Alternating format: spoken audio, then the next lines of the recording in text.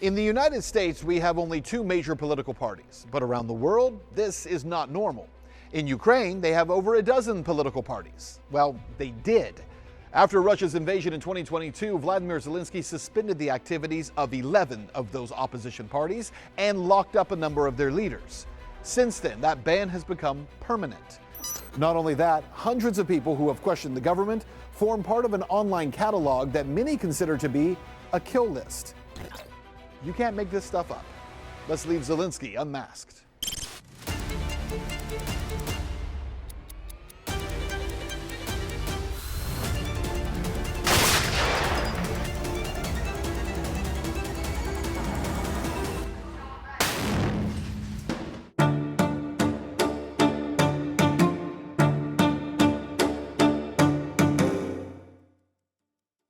When Viktor Yanukovych was ousted from power in 2014, Western media and politicians told us it was because he was a corrupt and unwanted leader.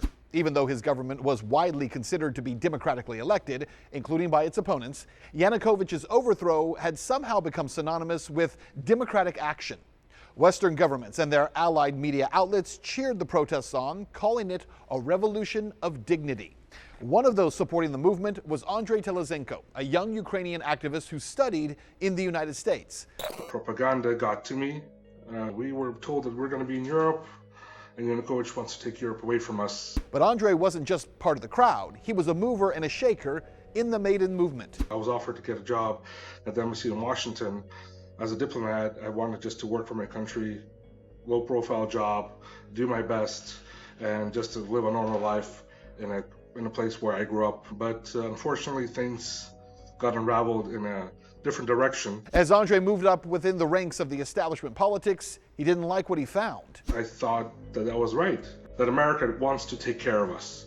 Unfortunately, it was the opposite. America was using Ukraine via a destruction of government, not a building of government. And why are we going against Russia in this? Russia's not even involved in this? You guys are fully controlling us. These political positions nearly cost him his life. I had to flee my country because I was almost going to get killed. Unfortunately, Andreii isn't alone. Average Joes who voice their support for Russia in private conversations or online are targeted. Even alleged kill lists have been published which feature those who are considered enemies of Ukraine, code for practically anyone who dissents. It resembles increasingly from each passing day Stalinist Russia. Just 2 months into the February 2022 invasion, the Associated Press reported that in Kharkiv alone, nearly 400 people had been detained for supposedly collaborating with Russia. The AP gives an example of one so-called collaborator, a middle-aged man named Viktor, who was arrested by the SBU. His crime was making social media posts sympathetic to Russia. The AP quoted him as saying, quote, "Yes, I supported the Russian invasion of Ukraine a lot. I'm sorry. I've changed my mind." AP's reporter wrote that Viktor's voice was trembling as he made this statement while the SBU took him into custody. His fate is unknown. But Viktor is not alone. More than a year ago, the United Nations stated that there have been at least 91 disappearances and arbitrary detentions since the 2022 invasion. A lot of people do want peace, and people are afraid that this war is going to continue for a long time. And people are fed up with what Zelensky is doing, but they're afraid to talk because they know they will get punished. Soon after the February 2022 invasion, Zelensky suspended the activities of 11 opposition parties and locked up a number of their leaders. The largest suspended party was that of Ukrainian billionaire and politician Viktor Medvedchuk, a Russian ally. Medvedchuk's party, the Opposition Platform for Life, held 10% of parliamentary seats before they were suspended. Medvedchuk was imprisoned before forming part of a prisoner swap with Russia. Here's Medvedchuk's wife giving a press conference where she said that he was being tortured by the SBU. Soon after this debacle, Kiev's parliament and courts made the suspensions permanent. Вы же понимаете, до какой степени психоз в обществе, что люди боятся даже, они страдают от войны, но они боятся об этом даже сказать на кухне. Это тоталитаризм, это диктатура. Я так думаю. But this is a totalitarian dictatorship made for the digital age. Medvedchuk and many others form part of what many believe to be an online kill list called the Myrotvorets Center. The website claims to be based out of Langley, Virginia, home of the CIA headquarters, and also Warsaw, Poland. It was compiled a list of supposed enemies of Ukraine and features many addresses and telephone numbers.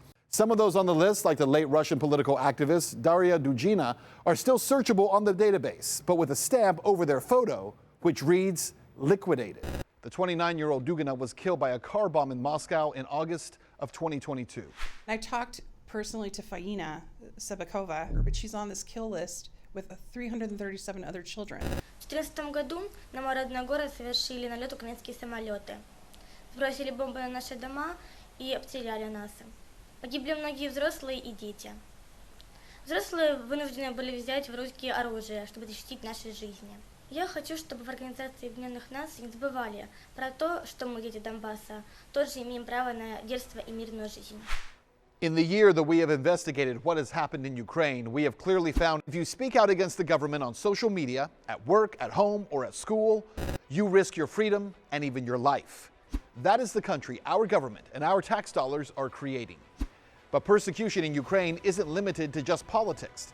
Next time, we'll expose the shutdown of religion and Zelensky's war against Ukraine's Orthodox Church as we continue to leave Zelensky unmasked.